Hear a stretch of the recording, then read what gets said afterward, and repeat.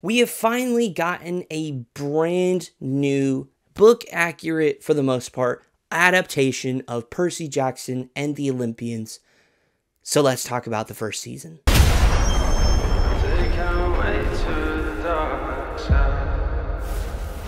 Hey friends, welcome to the Disney Pastor. I'm your host Tim, and I talk all things Disney, which includes Percy Jackson and the Olympians. Let me know your thoughts on the series down in the comments below. I'd love to hear it. Did you like it? Did you not like it? If you're new around here, I'm going to talk about my good, the average, and the bad in my personal opinion, and then give you my final rating with a little fun. That being said, let's dive on in. Before we actually dive into the good, I want to let you guys know on something really exciting that my friend Aaron and I are doing, and that is we have launched a Disney and Universal podcast called Magic Meets Adventure. We're going to be talking about all things from Epic Universe to Magic Kingdom to Pride history to things we've learned, things that we're excited about. Anything and everything Disney and Universal theme parks, we're probably going to talk about it. So go ahead and hit down into the description. There's a link there for you. We're on Spotify, Apple, Amazon, and we'll see you guys over there. Anyways, without further ado, let's dive on in. Ooh, that's good. One of the things that I really like about this show is the casting. Walker Scobell did a fantastic job as Percy. And obviously Logan is who our former Percy Jackson was, and he did fine. Walker blew him out of the water. I really enjoyed this iteration of Percy from Walker Scobell. He felt very youthful, felt very Percy Jackson. There's still some things that were missing a little bit, some sassiness here and there. But that being said, I enjoyed it. I thought he did very, very well. And of course, our other two leads, Leah and Arian, both did really, really great as Annabeth and Grover, respectfully. These are young kids, and I thought they did quite well with what they were given. They captured these characters quite well. And so I'm happy with the casting, along with the supporting cast, which was done very well. Adam Copeland as Ares was quite the surprise, but he did well. And of course, Virginia Cole, who played Sally Jackson, did also very well. And even Lance Reddick and Toby Stevenson portraying Zeus and Poseidon, also really great. Casting-wise, was done very well, and I'm very happy with it. And I have no complaints. One of the other things I love was the set design. Camp Half-Blood literally looked like it was ripped off the pages. It's exactly how I pictured it. I literally said that watching the first couple episodes. It was awesome. All right! Yo, yo, woo, woo. One of the other things is the accuracy in terms of the book. Sure, there were things they did differently, and we'll talk about some of those here in a second. It was much more accurate than the movies. In and of themselves are a okay action adventure. They're not great Percy Jackson adaptations. Flip their heads! This was done much better. It followed along with the books. A lot of the key moments that fans of the series, like myself, were wanting, we got, and it just made for just a much more enjoyable time. One of the other things I really liked is the episode format. Most Disney Plus shows have been 6 episodes, and it drives me nuts. 8 episodes is fine. I like that much better. Disney, let's do more 8-episode series, okay? Another thing I appreciate is the young adult tone. These are books meant for 10 to 14, 15-year-olds.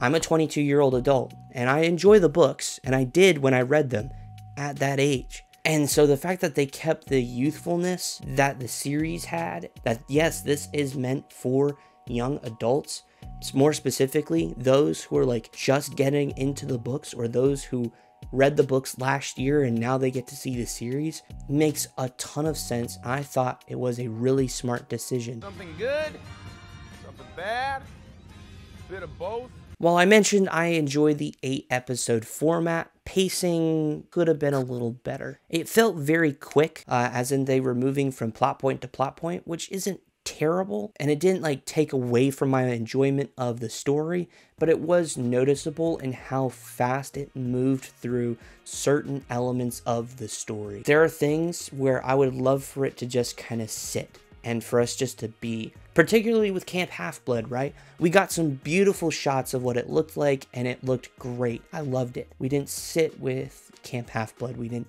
really sit in maybe the moments with the love tunnel scene. We didn't really sit in those moments, or the fear and panic of Percy as he faces the Chimera by himself. Some of those moments I would have liked drawn out just a little bit more to add a bit more suspense. I think would have done this show a big favor. Along with pacing being very quick, one thing I did notice is there wasn't a lot of like suspense or action kind of drawn out. We have a lot of things going on. Fighting a Minotaur is pretty suspenseful.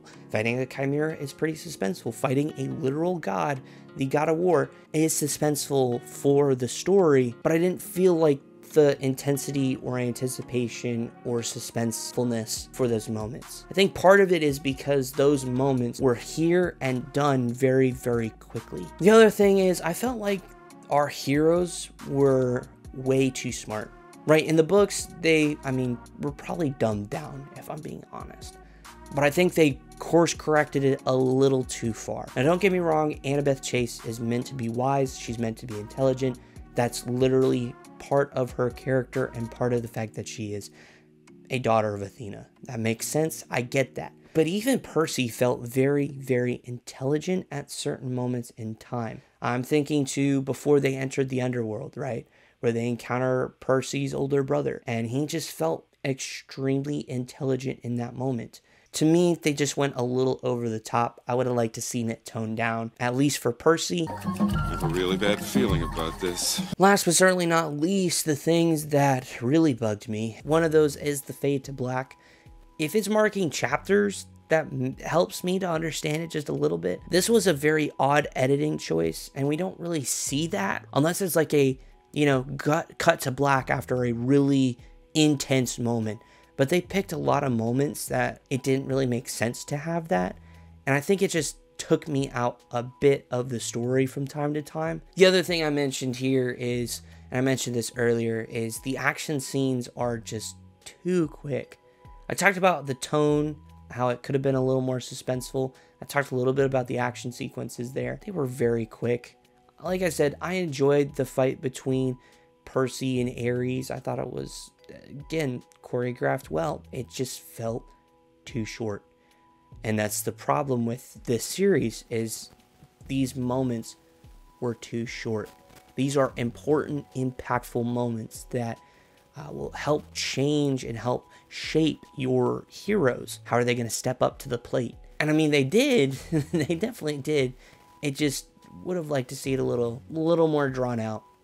Again, I think it would have helped a lot better with the story. That's my biggest gripe with the series. It's just the action just feels very, very short. The series as in the book series, has a lot of action moments. And so hopefully those get drawn out just a little bit more, but that's something I would like to see changed, hopefully for next season. Overall, I enjoyed the show. It was more faithful to the original source material. Were there changes? Absolutely. Some of them I wasn't a big fan of. Some of them I was okay with. But overall, I still think this was fun. I still enjoyed it. I'm happy we got it. I'm happy with the casting. I'm happy with just how it looks, how it feels. And to me, it was just fun. This is a series I grew up with. I read through the Percy Jackson books. It's been a long time though.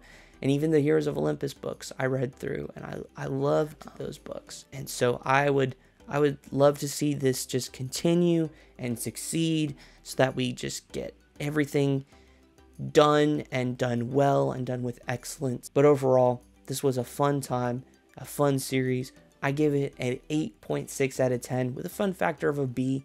It's enjoyable. It's fun. This is something that I think kids and adults are going to enjoy. I'm curious to see if there's anyone who read the books when they were younger and now are watching it with their kids, who also are going through the books. I think there's just something really cool about that. Here's to a season 2. Disney, renew it, please, for the next 5 seasons. Please, that's just all I ask. Thank you all so much for watching. I hope you enjoyed the video. If you did, please give it a big thumbs up. I greatly appreciate it. Helps me know what you like, what you don't like. And let me know your thoughts on the season down in the comments below. I'd love to hear it. What's one thing or one scene, one moment that really stood out to you in the series? Let me know that down in the comments below. Don't forget to check out the Magic Meets Adventure podcast, hosted by myself and my good friend Aaron. We talk Disney and Universal stuff. It's in the description below there for you. And if you're new around here, hey, welcome. We're so glad you're here. Be sure to subscribe down below and hit the bell to be notified for more videos just like this one. And I will see you guys in the next video. Here's to hoping for season 2. Please, Disney, I'm asking you very intensely. I would love a season 2. I'll see you all in the next one. Goodbye.